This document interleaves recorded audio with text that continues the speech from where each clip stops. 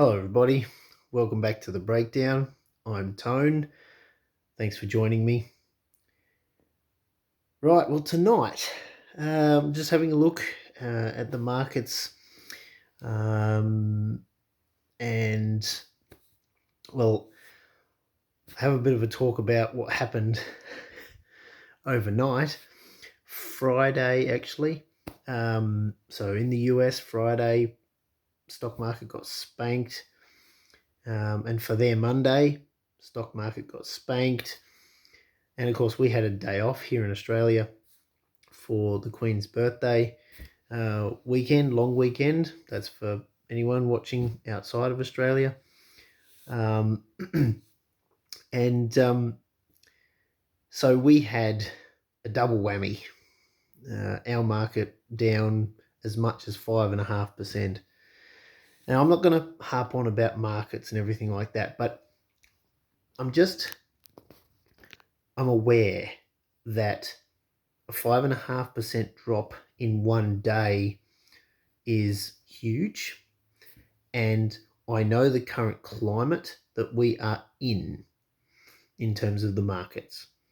That's why I've spoken about quite a lot of stuff to do with being prepared in many different facets. So I'm not surprised by it. Yes, personally, financially, in the stock market, I've been hit. I'm trying to be as defensive as I can be, but I've had to make some changes.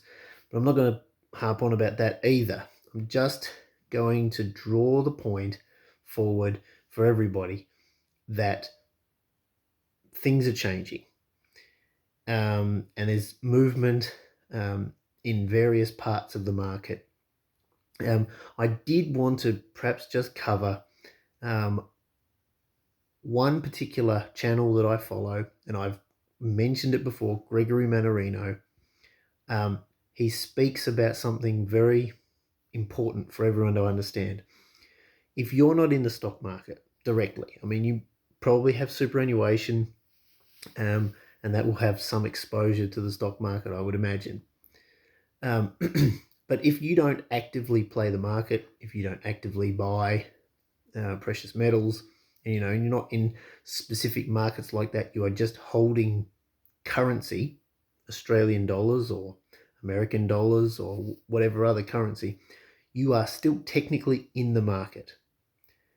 And if you're holding fiat currency, you're losing value every single day on what you hold. So it's very important to understand that even if you don't feel like you're in markets, you most certainly are, because you hold savings in fiat currency. That's important to remember. I thought probably should share that with you just so you understand that when you're in markets and moving between markets, when there's a change, if you don't do anything and adapt in some way, then you're destined to have more value taken away from you because you're not hedging your bets and making sure, well, I'm not going to call it betting, but you're not hedging yourself against the move against you. It's very important. Just thought I'd mention that.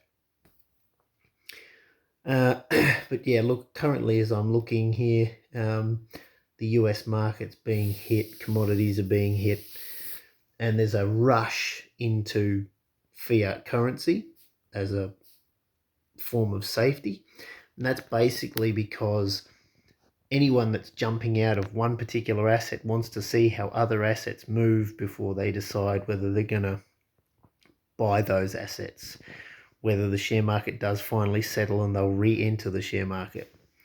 I'm predicting there'll be a lot of people who are not going to allocate all of their cash or much at all of their cash that they've taken back into the share market for some time.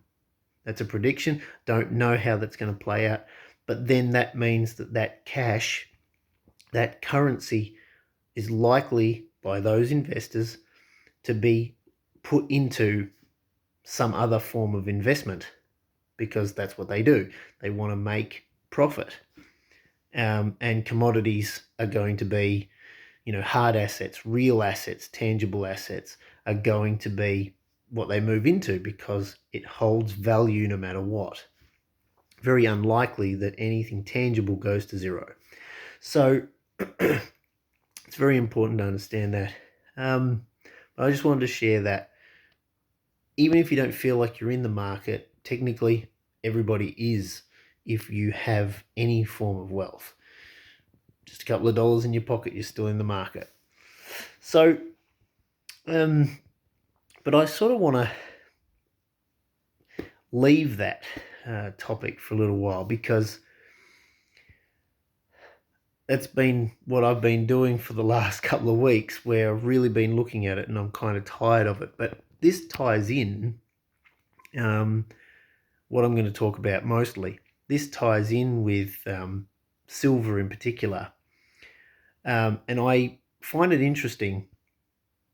Something that Dad taught me many years ago. I think he was probably more into the politics of things and how currency markets and that sort of played into politics, whereas I sort of err on the side of the money markets and various different markets, and how politics sort of plays into the financial sector. So a little bit the other side, but they do very much play a role alongside each other and have effects on each other. But it's very important to understand that while it might look like political policies play a huge role in the financial sector, government, as we perceive it, actually doesn't. They're just pawns on a chessboard. The chessboard itself is the financial markets. Everything revolves around the financials. The mighty dollar. That's actually what it's all about. If you follow the money, you'll understand why things are happening, when they're happening, how they've been brought about. So while politics is something that I do look at, financial markets is where the things happen first. So, but anyway, I like how things connect together. And so for the next little bit of this video to finish off, I'm going to talk about something that, well, it's not unlike me to talk about something a little controversial. So let's get into it. This is how the political sort of stuff plays into the financial markets, or in this particular case, the silver coin market. Now, I do want to just give a little bit of a prelude to what I'm going to show you. I do actually have a coin to show you. But I want to just give you a bit of a backstory. If you watched the initial speech, the very first speech by our Prime Minister that we have now,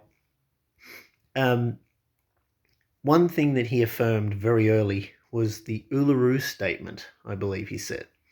I feel uncomfortable calling our central rock by a name that it certainly didn't used to have. But anyway, the statement that I'm going to refer to is called the Uluru Statement, I believe.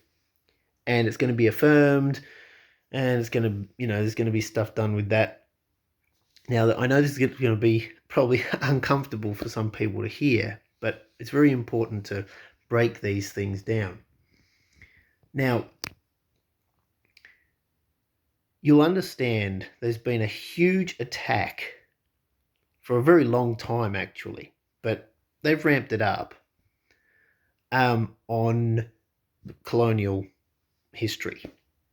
An attack on Australia Day, for example, and the fact that it's on the day that it is, all that sort of thing. Now, understand that the head of state currently is the Queen. She obviously wasn't the head of state when all of that occurred. But by definition, by attacking Australia Day, by attacking how this country has been founded and how it is now, by attacking that, we attack the colonial history. We attack the head of state, whether we like her or we don't like her, whether we like the system or don't like the system. By rejecting that, we reject the head of state. That's the first thing.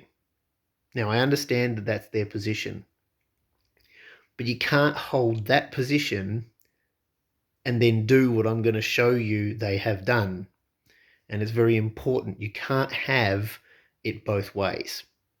It either is a full-on assault against what happened in the past and an attempt to undo it, which can't be done, or it's not. So what they've done is they've commissioned Perth Mint, or Perth Mint has commissioned an artist to do artwork for their coin. Now, with what I've just said if the whole movement was dead against the current system, they would not do this. What they've done is, I'll just show you. This is a Perth Mint. It's just been released about a week ago. Perth Mint Black Swan Marley coin, 2-ounce silver. Right, and you can see on there that, see, it's a bit reflective, sorry about that, but you can see that it's an Aboriginal artwork by quite a famous Aboriginal artist. I can't remember the name off the top of my head, please forgive me, but just the very fact that Aboriginal artwork being put on a coin, which I think is a really nice design. Obviously, that's not the topic that I'm covering here, but I do like the design. And it's the first of its kind, so naturally, I wanted to have a piece of the action. But looking at this coin and seeing that, fine, it looks good. But remember, at the moment, there's this huge push against what happened in the past. There's a huge push against the colonial settlement of Australia. That means there's a great big push against the head of state that presided over that, and thus the system that we currently have, and thus our queen. And on the flip side of the coin, of course, because this is legal tender in Australia, who have we got on the head side of the coin? Queen Elizabeth. Now, I know this is a little controversial, but as I said, you can't have this kind of thing when the movement itself is against Her Majesty. It really is. It's against the system. It's against what happened in the past. And what you've got is a piece of Aboriginal artwork, Indigenous artwork, on one side, and on the other side, the current head of state. Now, I know you can't have it any other way. If you're going to have legal tender, it must have her on one side.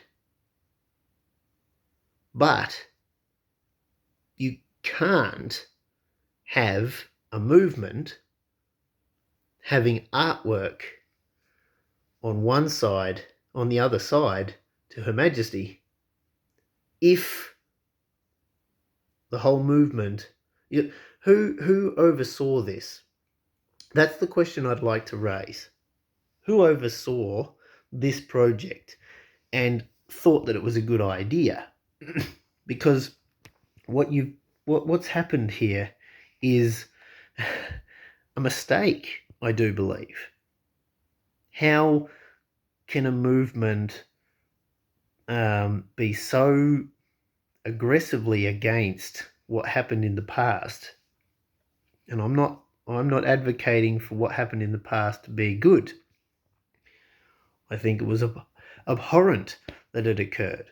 I also believe that it cannot be undone. I also believe that we cannot apologize for something that we did not do.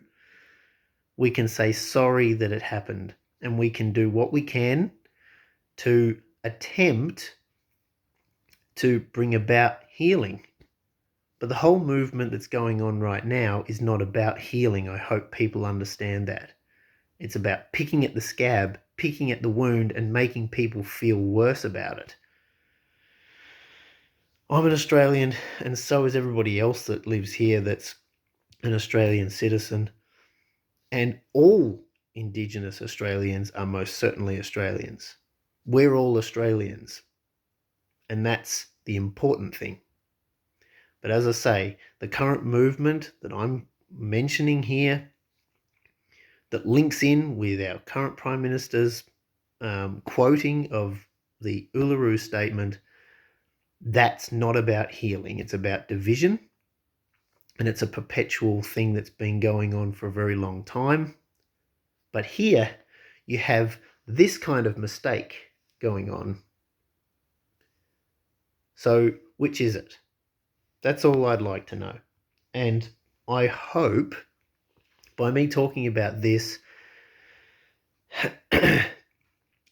it'll raise a little bit of thinking in the back of other people's minds as well, because it is really important that we don't get distracted from what's going on in our country, even though we're going to have other things that are certainly going to come and cause us a bit of grief in the short term and maybe into the semi-long term. But it's important that we understand there are plenty of Indigenous Australians who are happy just being Australians alongside myself and others. And there's a great big movement of non-Indigenous that are actually involved in the stuff that's going on. And it actually gets pretty messy when you dig down into it. But I found it fascinating when I heard that this coin was coming out. I thought, wow, you're going to have Indigenous art on one side, the Queen on the other. I've seen it all. Anyway, that's what I wanted to leave with you for tonight. As I said, controversial topic. Let me know what you think in the comment section. I'd like to know what you think. Have you thought about this sort of stuff? Anyway, thank you for joining me.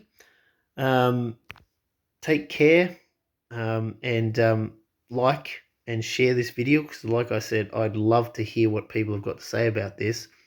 I want to know other people's opinions. But until next time, thank you for joining me, and take care. Bye for now, and God bless.